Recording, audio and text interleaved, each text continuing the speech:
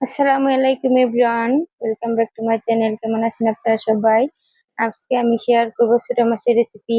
তো মাছ রান্না করার জন্য এখানে আমি কিছু ছোট সাইজের ট্যাংরা ও পুঁটি মাছ নিয়েছি। এগুলোকে আমি কেটে দিয়ে ভালোভাবে পরিষ্কার করে নিয়েছি। এগুলো হচ্ছে নদীর মাছ। নদীর মাছ দিয়ে কোনো সবজি রান্না করলে সেই সবজিটা খেতে আরো বেশি ভালো লাগে। এখানে আমি 4-5টার মতো ডাটা ভালোভাবে কেটে ধুয়ে পরিষ্কার করে নিয়েছি, আর সঙ্গে দুটো সজনেও আমি কেটে নিয়েছি। এখানে আমি দুটো পাকা টমেটো 4 ফালি করে কেটে নিয়েছি। এখানে আমি চুলাতে একটা প্যান বসিয়ে নিয়ে প্যানেতে দিয়ে দিয়েছি 1.5 কাপ পরিমাণ তেল ও 1 কাপ পরিমাণ পেঁয়াজ কুচি, আর সঙ্গে দিয়ে দিয়েছি 4-5টার মতো কাঁচামরিচ।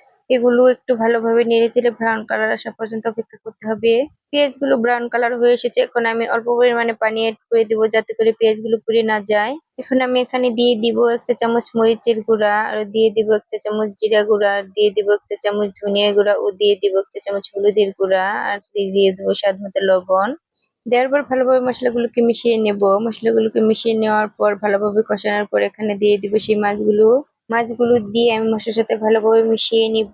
মিশিয়ে নেওয়ার পর মাছগুলো আমি ভালোভাবে কষিয়ে নিব। আপনারা চাইলে মাছগুলোকে ভেজেও নিতে পারেন।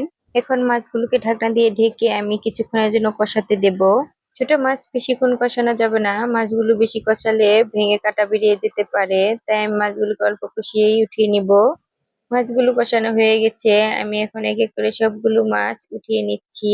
মাছগুলো উঠানো হয়ে গেলে এখানে আমি সেই ডাটাগুলোকে অ্যাড করে দিব। অ্যাড করে দেওয়ার পর ভালোভাবে মিশিয়ে নেড়ে চেড়ে আমি ঢেকে কষাতে দিব। ডাটা সিদ্ধ হতে সময় লাগে, তাই ডাটাগুলোকে বেশিক্ষণ ভালোভাবে কষিয়ে নিতে হবে। এ পর্যায়ে আমি ঢাকনা দিয়ে ঢেকে দিয়েছি। এখন আমি ঢাকনাটা খুলে আবারও ভালোভাবে নেড়ে চেড়ে নেব।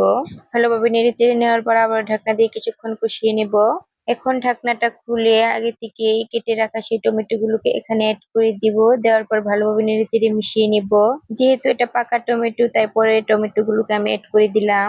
এখন ঢাকনা দিয়ে ঢেকে আরো কিছুক্ষণ আমি সবজিগুলোকে কষিয়ে নিব।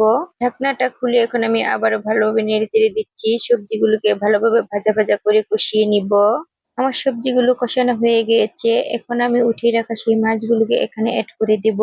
মাছগুলোকে ভালোভাবে সাজিয়ে দেওয়ার পর এখানে আমি পানি অ্যাড করে দিব 1.5 কাপের মতো। এভাবে ছোট মাছ রান্না করে খেলে খেতে অনেক বেশি মজা লাগে। আমার এই রান্নাগুলো যদি আপনাদের কাছে ভালো লেগে থাকে তাহলে অবশ্যই একটা লাইক দিয়ে দিবেন, আর আমার চ্যানেলটাকে সাবস্ক্রাইব করে রাখবেন যাতে নতুন কোনো ভিডিও দেওয়ার সঙ্গে সঙ্গে আপনারা পেয়ে যান। এরপর যে আমি ঢাকনা দিয়ে ঢেকে আরো কিছুক্ষণ এটাকে রান্না করে নেব। ঢাকনাটা খুলে আমি লবণটা চেক করে নিচ্ছি। এবার যাই আপনারা লবণটা চেক করে নিতে পারেন।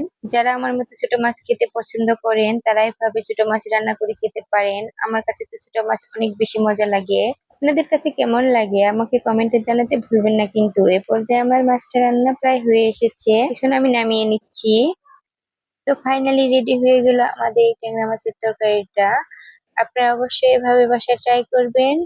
তো সবাই অনেক বেশি ভালো থাকবেন। আল্লাহ হাফেজ।